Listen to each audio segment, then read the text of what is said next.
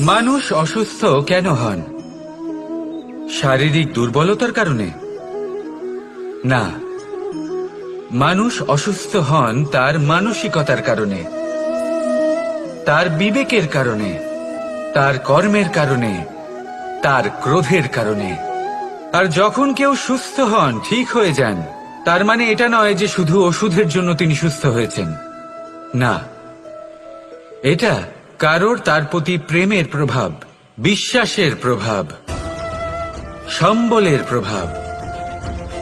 শুধুমাত্র ওষুধ দিয়ে কিছুই হয় না। যদি মনে প্রেম থাকে, বিবেক থাকে, বিশ্বাস থাকে, সম্বল থাকে, তবেই সেই ওষুধ কাজ করতে পারে। তাই মনে রাখবেন, এই জীবন হলো অত্যন্ত ছোট। মনে প্রেম ভাব রাখুন, মিত্রতা করুন, শত্রুতা নয়। ভালোবাসুন, বিদ্বেষ নয়। আর এই ভালোবাসার সাথেই বলুন রাধা রাধা। মানুষ নিজের জীবনে ঈশ্বরকে খুব মান্য করে, ওনার জন্য কি না করে। ভিন্ন ভিন্ন নামে তাকে স্মরণ করে, তাকে পুজো করে, তার আরাধনা করে। সে জানে যে ঈশ্বর তাকে শক্তি অবশ্যই দেবেন, তাকে সাহায্য অবশ্যই করবেন। কিন্তু যখন প্রশ্ন আসে গুরু এবং ঈশ্বরের, তখন গুরুর মান কখনো কম হওয়া উচিত নয়। কারণ সত্যি বলতে কি, গুরুই হলেন সেই সিঁড়ি যা বেয়ে আপনি ঈশ্বরের কাছে পৌঁছানোর পথ খুঁজে পাবেন। সেই পথ আপনি গুরুর থেকেই পাবেন। গুরু না থাকলে আপনি কখনো ঈশ্বর লাভ করতেই পারবেন না। আর জীবনে অনেক সময় লক্ষ্যের থেকেও অনেক বেশি গুরুত্বপূর্ণ হলো পথ। তাই এই পথের সম্মান করতে শিখুন, অর্থাৎ গুরুকে সম্মান করতে শিখুন। কারণ গুরুই হলেন পরমেশ্বর। তাহলে আসুন আর আমার সাথে ভালোবেসে বলুন রাধা রাধা। অহংকার অত্যন্ত বলশালী হয়। এই অহংকার মানুষকে কখনো নত হতে দেয় না। অদ্ভুত ব্যাপার, এই অহংকার যা মানুষকে কখনো নত হতে দেয় না, সেটাই তার পতনের কারণও হয়ে দাঁড়ায়। যেখানে মানুষ এটা ভাবতে শুরু করে যে শুধুমাত্র সেই যোগ্য, সেখান থেকেই তার পতন। রাধা। মানুষ এক অত্যন্ত বিচিত্র প্রাণী। পরিকল্পনা করে, ষড়যন্ত্র করে, প্রচেষ্টা করে কিনা। দেখুন, যদি কোনো মানুষ এটা ভাবে যে আমি সব কিছু করতে পারি, তাহলে তা হলো বিশ্বাস। কিন্তু যদি সে এটা ভাবতে থাকে যে শুধুমাত্র আমি এই কাজ করতে পারি, তাহলে তা হলো সেই ব্যক্তির অহংকার। আর এটা আপনাকে বিনাশের দিকে অবশ্যই নিয়ে যাবে। মনে রাখবেন, যখন আমি আর শুধুমাত্র এই দুই এক হয়ে যায়, সেখান থেকে আপনার পতনের সূত্রপাত হবেই। তাই আপনি কখনোই এই অহংকারের চক্রব্যূহে ফেঁসে যাবেন না। বিশ্বাস রাখুন নিজের ওপর এবং অন্যের ওপরও। আর মনে রাখবেন, বিশ্বাসের মধ্যে বিশ্বের প্রত্যেকটা বস্তু বসবাস করে। তাই এই অহংকারকে ত্যাগ করে ফেলুন আর আত্মবিশ্বাসের ওপর মনোসংযোগ করুন। আর আমার সাথে ভালোবেসে বলুন রাধা রাধা। জীবনে এমন কিছু কাজ রয়েছে যা আপনাকে একাই করতে হয়, আর এমন কিছু কাজ রয়েছে যা আপনাকে একসাথে মিলে করতে হয়, একজোট হয়ে, সঙ্গবদ্ধ হয়ে। এবার সঙ্গবদ্ধ বলতে কি বোঝাতে চাইছি? আমি তাদের কথা বলছি না যারা বাস্তবিকভাবে একে অপরের সাথে কাজ করেন। আমি তাদের কথা বলছি যারা একে অপরের থেকে দূরে থেকেও একে অপরকে বিশ্বাস করেন। আমি আগেও বলেছিলাম, সমস্ত বিশ্বের আশা বিশ্বাসেই বসবাস করে, তাই না? তাই যেখানে সমস্ত বিশ্ব আছে, সমস্ত সংসার আছে, সেইখানেই বিশ্বাস রয়েছে। তাই আপনার আশেপাশে এমন দল সঙ্গবদ্ধ করুন যাদের আপনার উপর বিশ্বাস আছে আর যাদেরকে আপনি বিশ্বাস করতে পারেন। তাহলে আসুন আর আমার সাথে ভালোবেসে বলুন রাধা রাধা। মানুষ এক অত্যন্ত বিচিত্র প্রাণী। পরিকল্পনা করে, ষড়যন্ত্র করে, প্রচেষ্টা করে, কাউকে পরাজিত করার চেষ্টাও করে। সাপকে একটা দড়ি মনে করে হাতে চেপে ধরার চেষ্টা করে, কিন্তু একটা কথা বুঝতেই পারে না, সময়ের এই সাপ, এটা হাতে চেপে ধরাই যায় না। আর আপনি যা করবেন তা আবার ফিরে আসবে আপনারই সামনে। দেখুন, এতে কিছুই যায় আসে না যে আপনি কুম্ভকারের পুত্র নাকি কৃষ্ণের পুত্র। যদি আপনি অনুচিত কর্ম করেন তাহলে আপনার সাথেও অনুচিতই হবে। অশুভ কর্ম করলে আপনার সাথেও অশুভই হবে। কুরু বংশ অত্যন্ত মহান বংশ ছিল। এই কুরু বংশ কি হলো তার সাথে? একটা গোটা বংশ বয়ে গেল, কারণ ওনাদের উদ্দেশ্য অশুভ ছিল। অন্যদিকে 5 জন বনবাসী পাণ্ডব মহাভারত বিজয়ী হলেন, কারণ তাদের উদ্দেশ্য শুভ ছিল। তাই মনে রাখবেন, শুভ অগ্নি প্রজ্বলিত করবেন, শুভ তাপ সঞ্চার হবে। অশুভ অগ্নি প্রজ্বলিত করবেন, নরকেই জ্বলতে হবে। তাহলে আসুন আর আমার সাথে ভালোবেসে বলুন, রাধা রাধা। আমরা যে মানুষকে চাই, যাকে আমরা ভালোবাসি, তাকে একটা উপহার অবশ্যই দিতে চাই। এমন এক উপহার যা ওনার ভালো লাগবে, যা শ্রেষ্ঠ হবে, অতি প্রিয় হবে, বহুমূল্য হবে, বা বলতে পারেন মূল্যবান হবে।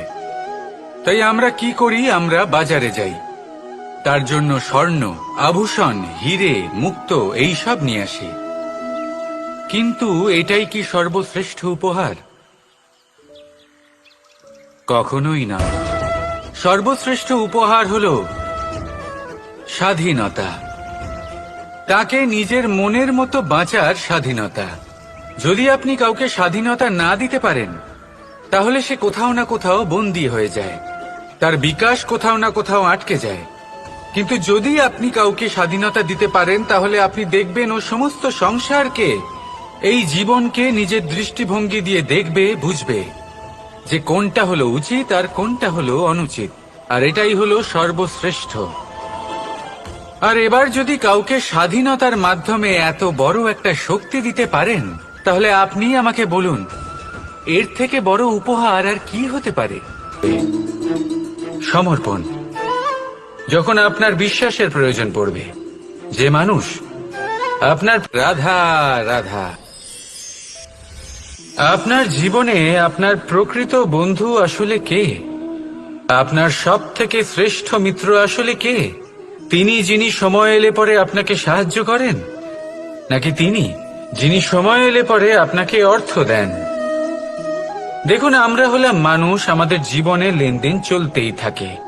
এটা আমাদের জীবনের অভিন্ন অংশ। কিন্তু অনেক সময় এমন হয় যে আমরা তাকেই নিজের প্রকৃত বন্ধু বলে মনে করি, যিনি আমাদের একটা বহুমূল্য উপহার দেন, ঠিক কিনা? এবার আপনার জীবনে সেই বহুমূল্য উপহার কোনটা, ওই অমূল্য মিত্র আসলে কে, সেই সিদ্ধান্ত হলো আপনার। কিন্তু যদি আপনি আমাকে জিজ্ঞেস করেন, তাহলে আমার মতে স্বর্ণ, হিরে, মুক্ত, ধন এগুলো বহুমূল্য নয়। বহুমূল্য হলো সঙ্গ, যখন আপনি একা হয়ে যাবেন, সময়, যখন আপনার তাকে প্রয়োজন হবে, সমর্পণ, যখন আপনার বিশ্বাসের প্রয়োজন পড়বে। যে মানুষ আপনার প্রতি এই 3 গুণ প্রদর্শন করেন, যিনি আপনার কঠিন সময়ে আপনাকে অবশ্যই সঙ্গ দেবেন, যখন আপনার প্রয়োজন পড়বে আপনাকে অবশ্যই সময় দেবেন, আপনার প্রতি সম্পূর্ণ সমর্পিত থাকবেন, সেই হলো আপনার আসল মিত্র, সেই হলো আপনার প্রকৃত বন্ধু। কারণ সত্যি বললে, বন্ধুত্বের অর্থই হলো নিজেকে সম্পূর্ণরূপে কারোর কাছে সমর্পণ করে দেওয়া।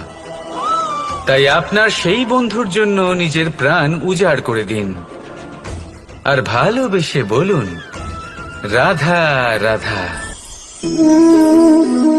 শক্তি এক অত্যন্ত বিচিত্র বস্তু, বা বলতে পারেন অনুভূতি। পিতা সবসময় চান যেন তিনি তার শক্তি পুত্রকে সঁপে দিতে পারেন, যাতে সে শক্তিশালী হয়, যাতে তার মঙ্গল হয়। তার পুত্র সবসময় চায় যাতে সে পিতার সেই শক্তি লাভ করে। কিন্তু সেই শক্তি লাভ করার জন্য পুত্র হওয়া যথেষ্ট নয়, যোগ্য পাত্র হতে হয়। আসুন আপনাকে সহজে বোঝাই। যদি আপনি সুপাত্র হন আর আপনাকে শক্তি দেওয়া হয়, তাহলে আপনি সেই শক্তির গুরুত্ব বুঝবেন। কোথায় সেই শক্তি প্রয়োগ করা উচিত সেটা বুঝবেন। আর এটা যেহেতু অর্জন করা শক্তি হবে, সেই শক্তির অপব্যবহার হবে না। কিন্তু যদি এই আপনি কুপাত্র হন, আর যদি আপনাকে এই শক্তি দেওয়া হয়, তাহলে কি হবে? দেখতে গেলে এই শক্তি আপনি দান হিসেবে পেয়েছেন, তাই না আপনি এই শক্তির গুরুত্ব বুঝবেন, আর না এর প্রয়োগ আপনি জানবেন। তার অপব্যবহার হওয়া সুনিশ্চিত। তাই যদি আপনি কোনো শক্তি অর্জন করতে চান, তাহলে আগে তার যোগ্য হয়ে উঠুন। পুত্র নয়, পাত্র হয়ে উঠুন। আর আমার সাথে ভালোবেসে বলুন, রাধা রাধা। শক্তি শক্তি অর্জন করা এতটা কঠিন নয় যতটা শক্তি লাভ করার পরে সেই শক্তি সামলানো কঠিন হয়। কারণ যেই মানুষ শক্তি লাভ করে তার মনে গর্ববোধ জন্মায়, জন্মায় অহংকার, জন্মায় জেদ। তাই শক্তি প্রাপ্ত করার সাথে বিনম্র থাকাও অত্যন্ত আবশ্যক। আর এটা আমাদের শেখা উচিত বৃক্ষের থেকে। বৃক্ষ যা আমাদের ফল দেয়, বৃক্ষ যা যত ফল দেয় ততটাই ঝুঁকে যায়। আমরা পাথর মারি ওই বৃক্ষের থেকে ফল প্রাপ্ত করার জন্য। সেই পাথরের মার সহ্য করেও বৃক্ষ আমাদের ফল দেয়। কোনো গর্ববোধ নেই, কোনো অহংকার বোধ নেই। আর সেই জন্য এই বৃক্ষের পুজো করা হয়। এটাই হলো মাহাত্ম্য শক্তির সাথে বিনম্রতার।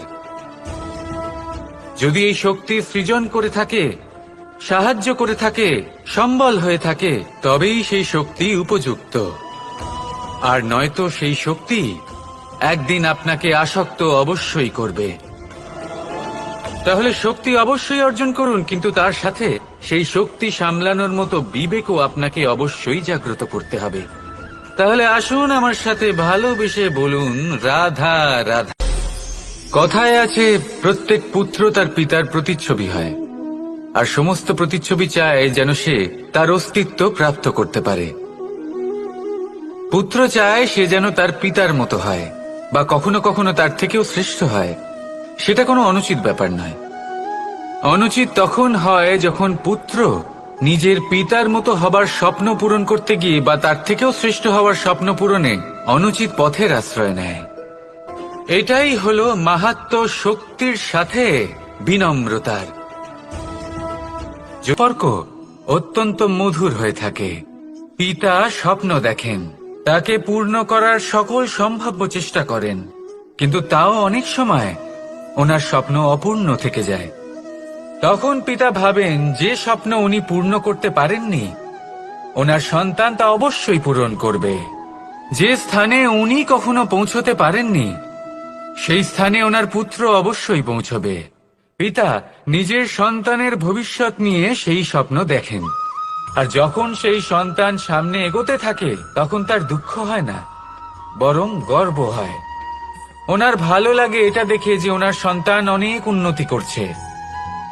কিন্তু যখন সন্তান নিজের অভিভাবকের শক্তি দেখে, তার যশ দেখে হিংসা করতে থাকে, সমস্যা সেইখানেই শুরু হয়। সেই জন্য সকল সন্তানকে এটা মনে রাখতে হবে, দেখুন, পুত্র হবার সুবাদে, এক সন্তান হবার সুবাদে এটা হলো আপনার অধিকার যে আপনি আপনার পিতার থেকে বেশি উন্নতি করবেন। আপনার পিতাও এটাই চান, কিন্তু সুস্থভাবে এটা করুন। একটা রেখা টেনে নিন যাতে আপনি তাতে এগোতে পারেন, আর আপনার পিতার তাতে গর্ববোধ হয়, আর সেই বিষয়ে দুঃখ না হয় যে আমার সন্তান আমাকেই ছোট করার চেষ্টা করছে। ইতিহাস সাক্ষী রয়েছে, যে মানুষ অন্য কাউকে ছোট করার চেষ্টা করেছেন সেই মানুষই ছোট হয়ে গেছেন। আর আমার মনে হয় না আপনি এটা চান, কারণ কোনো একদিন আপনিও কারোর পিতা হবেন। আসুন আমার সাথে ভালোবেসে বলুন, রাধা রাধা।